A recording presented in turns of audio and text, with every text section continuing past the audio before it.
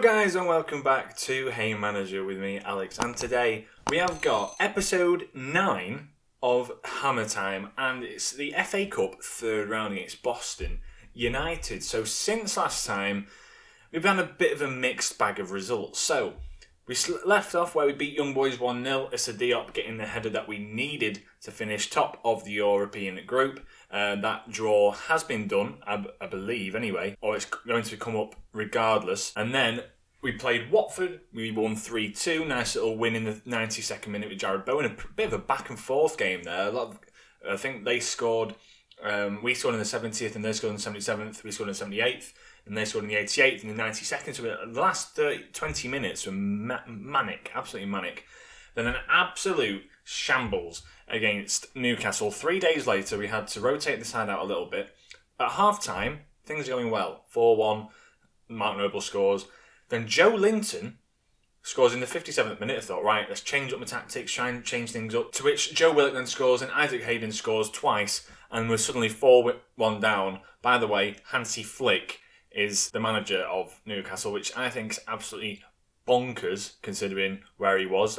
If you look at his, well, not career stats, but where he's been, he was at Bayern Munich and then he comes to be the Newcastle manager, which is mental. Anyway, then we had a disappointing draw against Aston Villa 1-1, nothing really to report there, and an absolute calamity at Everton where Calvert-Lewin in the 93rd and the 94th minute scores 2 to win the game. I thought, after the penalty, 2-1, there's no way they're going to come back into this stick-on defensive. And all of a sudden, Calvert-Lewin, just out of nowhere, 2 goals, both given through the VAR system, which I thought was stupid as well. And then we had a goal disallowed as well in like the 96th minute or something, which really just stunk, to be honest. 2 good results here. We had a draw against Manchester United away from home. I thought it was a nice little display from us. And also, against Liverpool, we managed to get a 1-1 draw at home. So, from the games we played, we should have beaten Newcastle and we should have beaten Everton. Full stop. But from the other games, Watford a nice win,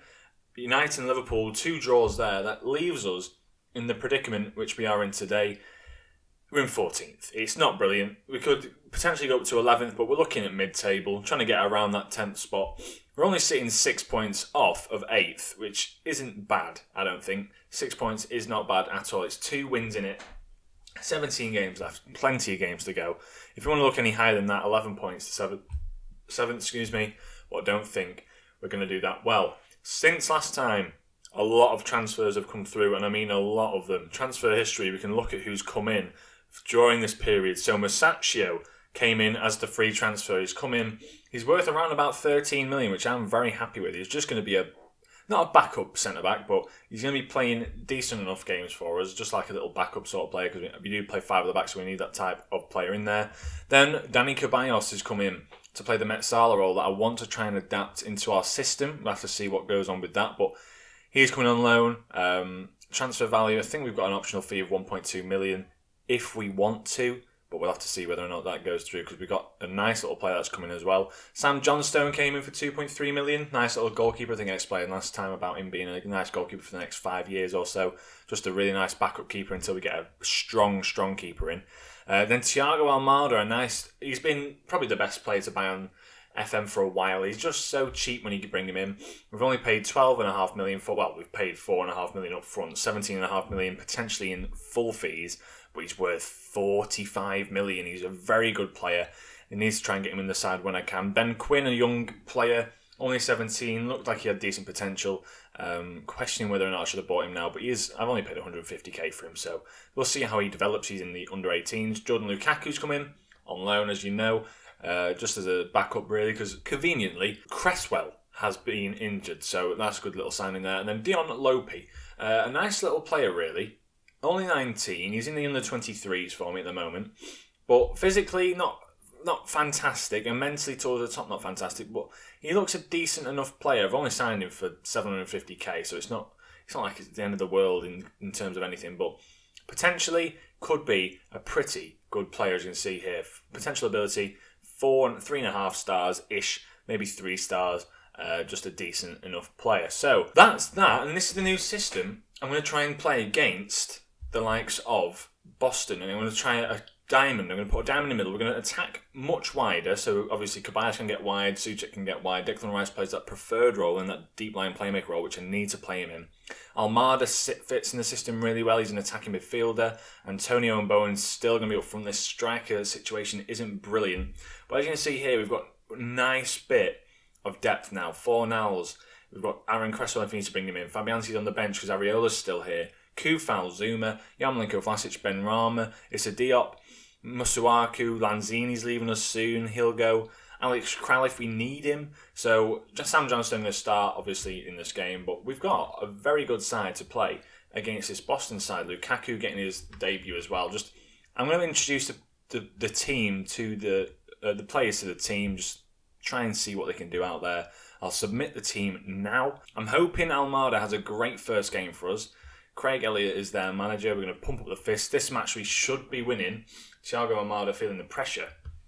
But I think if we play our game, we're obviously going to do very, very well here. Antonio gets the ball first up and then plays it to Almada, who finds Bowen, and then Bowen heads it down towards Johnston. Here we go. Bowen's through. Can he maybe turn and find a player? He finds Souček, who plays it back to Dawson, and now just sort of playing it around near the back. Dawson on the ball, gives it Declan Rice. Masaccio, we're playing it nicely around the back here. I'd like to say that we can try and get an attack off if Lukaku can maybe find a ball in. Ceballos, back to Lukaku, into Ceballos again. Finds Bowen with a first-time effort. Really nice build-up there, I'm not going to lie. And we've done pretty well so far. I've just noticed I've not looked at the camera yet. I've been looking at the screen. Rice is sitting in that deep line playmaker role, which that's where I want him to be playing from now on. And then this diamond system, Ceballos has the freedom to drift out wide and then give it to the wing-backs. And then as well as that, we've got Souček who can get forward as well if he needs to. Almada will hopefully be a little exciting prospect in that attacking midfielder role as Souček gets the ball now. Placed to Antonio, and he's put that in the back of the net. Antonio finishes it off. And to be honest, despite the fact that he's got very poor finishing on FM, because the player ratings aren't final until the beta obviously stops and the official game comes out. Antonio having a pretty decent run actually. I mean, he's got 12 finishing or something, which is, if you compare it to what he's been finishing like in the past year and a bit, it's weird how he isn't better, should I say. Mentally, he should be much, much better. Technically, he's obviously not great at dribbling and so forth, but finishing should at least be 14 if he's a top goal scorer in the Premier League so far. As he's been played through again, and Mikel Antonio has got a brace here. Will it be called offside? It's been called offside. He's miles off. Absolutely miles off. Johnson's suffering quite a bit here, lack of fitness wise anyway, as Almada, who's great at free kicks, stands over this. Will he get his first goal? He does. That's why I've brought him in. He's a fantastic free kick taker, an absolutely fantastic one. Brilliant at penalties as well.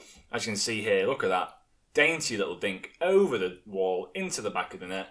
And that's why I'll be taking free kicks from now on. Trust me, he is going to be a good set-piece taker for us. He's having a fantastic first game here. Ceballos not so much, but, give it time and we'll see how the team adapts to this. We've been playing pretty well so far. I'm happy with how we've dominated possession. We're going to carry on and probably bring off Bowen so he has a rest, and as well as that Souček, because I think he needs a rest as well. Let's bring them off now. Yarmolenko off there, and then Souček, replace him with Vlasic. We'll replace him with Vlasic. Let that all go through there. Sam Johnstone pulls off a decent save whilst I was doing those tactics. Dawson comes through from the back now again. Ceballos into Jordan Lukaku. Ceballos playing a few nice little 1-2s here and there as Bowen holds up the ball. Souček's there again and he fires it off into the car park. Well, yeah, coming up to the 80th minute now, just winding down towards the end of the game. Masuaku on the ball. Finds Vlasic, who just can't get a pass off in the box. Masaccio now into Ceballos. Ceballos has been like a deep player that just picks up the ball, plays a pass off as he's just linked up with Lukaku, which he's been doing brilliantly all game so far, and rifles it into the side netting. I like this system. Ceballos, Lukaku, and the others right back, which was Ben Johnson. That's it. Has the opportunities to go forward. They can get forward. They can do what they want. But then also Ceballos sits in that wide role where he can play the 1-2s, and it allows him to cut inside, which is what I want him to be really doing. As a Sali, you want to see him trying, as Sam Johnson with a decent enough save there. You want to see Ceballos tackling, work rate high, finding little passes, just little dainty little passes in there and everywhere. I think so far he's been playing pretty well. And that is a great showing from a very inexperienced side that played together, but an excellent win for us. Scoring streak, we've done well there.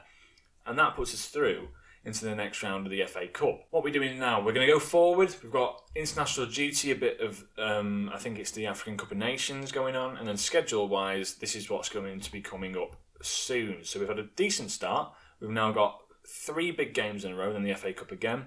But I'll probably join you back for the Europa League second knockout round. We'll do 2 games in an episode, should I say. So I'll be very succinct in how I address these games. But a nasty run of games here. Man City obviously sitting second, Tottenham 17th, struggling, but they have got a fantastic side. Arsenal as well, sitting 5th, Brighton, decent side. Brentford, 3rd at the moment, which is mental if you think about it. They've won a hell of a lot of games. They've only really lost to the big sides in the league. So you look at who they've drawn with, they've done pretty well. They have got probably a hard run of games to follow, but doing very, very well. But yeah, I shall join you for the Europa League games in the next episode. If you did enjoy the video, don't forget to leave a like, subscribe if you are new, and I shall catch you in the next episode. From me, Alex, have a great day. Ciao.